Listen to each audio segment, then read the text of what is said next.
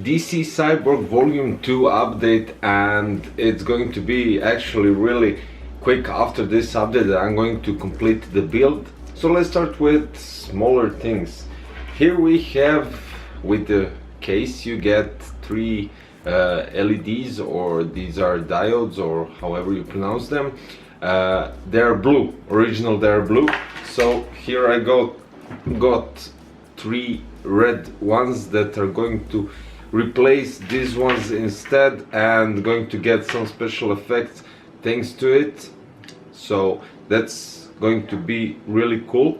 Now let's go to the next part quickly. Here we have the SSD bracket. Now this is the original. I'm going to cut this one out and going to paint it in silver. This is going to go on front of the power supply shroud. Did somebody mention power supply shroud? Now the power supply shroud did have here some cut here to block stuff. Well, I decided to cut it out and to color it completely silver. This is where the Raidmax logo goes, and it goes something like this. So it's going to light up red, and I even don't mind for this to be in black, since half of the Cyborg has black parts, silver parts. Well, it's chrome actually, but silver will do in this. But that's not all. I guess Cyborg skipped leg day for a while, but these are the new legs for the chassis, and this is how they're going to go, just like this. Of course, I'm going to put the pads here, because when somebody's going to use them, well, use the case, computer, whatever, he doesn't, probably, or she doesn't want to make some bends in the table. So these are going like this underneath the case. Of course, new legs, new design, and also silver to make that special effect. Now power supply. This power supply is actually semi-modular, and because of that we got some nice red cables here, well, extenders. And we got here something else. We got the red SATA connector as well. It's a bit longer, but it will do. Oh my god, I destroyed the case.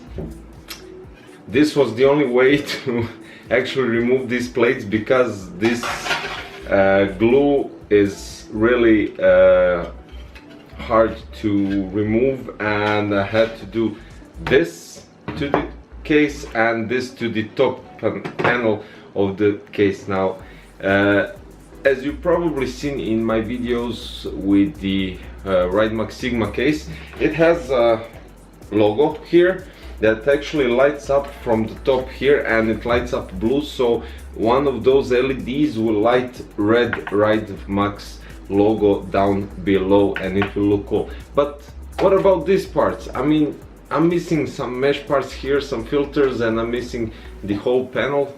Oh wait, or am I really missing the entire panel? No, I'm not. So my good friend from GG Design made me these panels, and we also colored these meshed parts from the case. I can't remove them because I'll place them with it in the time-lapse video, just for you to see the whole process of everything. Here goes another plate just like this, and mesh parts here as well.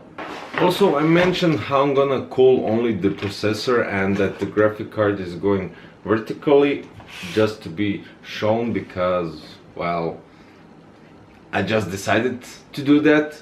Well, I also decided to go with the Raijintek CPU water block CWB-C1. Also the reservoir from Raijintek Rai R10, which is actually gold, so I'm not going to color it. This time I'm going to put a carbon sticker just to match the motherboard, which is B250 Gaming Pro Carbon from MSI. And another thing, the Raijintek pump, the Rai PM5, which goes just like this, but not with the box, of course. Also, we have some nice chrome fittings here with some angled fittings, or are they fittings, or whatever you want to call them. So we have like 8 fittings here. We have 4 90 degrees angles fittings, and we have the drain port as well. So it will be only the processor which will be water cooled, but that's not it. There is more stuff.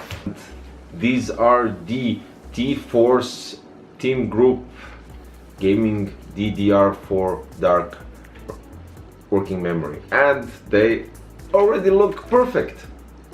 They don't need modding, they don't need anything, and I'm just hoping that the higher profile RAM won't have problems with the top fans, but of course not, because up on the top I won't be putting the radiator. Radiator will go on front from the EK water blocks, and speaking of that, we're going to put the EK new coolant. It's called the Cryofuel Blood Red. So this is going to be cool. This is the first time I'm using color, because in my build I have the Cryofuel Clear, but that's not all. Let's go to the next thing. Here we have the SiliconPower SSD S55 Slim 240 gigabytes, which will be on front, and I'm going to put a different sticker here because, well, it's kind of bluish greenish, and I'm going to transfer it into red and black just to match the complete build and to get that, well, the color scheme that I want. Here, as I mentioned, we have the motherboard from MSI B250, but you already heard that in the last video, so I'm just going to name it. And the graphic card, the MSI GeForce GTX 1070 8GB of VRAM Armor OC edition.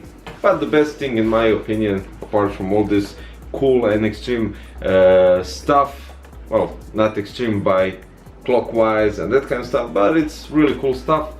I like this doll, and well, it's not a doll, it's a figurine, pop figure, and it's going into the build just to make that special effect. So guys, this was it. This was the volume 2 for DC Cyborg, and the next time I'm going to talk, well, I'm not going to talk about DC Cyborg. You're going to see all time-lapse, only time-lapse video, me composing everything in the chassis. I'm going to do some small stickers, not that much as I did with the Project Sinestro. This is going to be, let's say, a bit of low-key, but we'll see about that. So guys, thank you very much for watching this video. Don't forget to subscribe to stay tuned on the time-lapse video, and of course after that there will be a showcase. See you next time. Thanks and bye bye.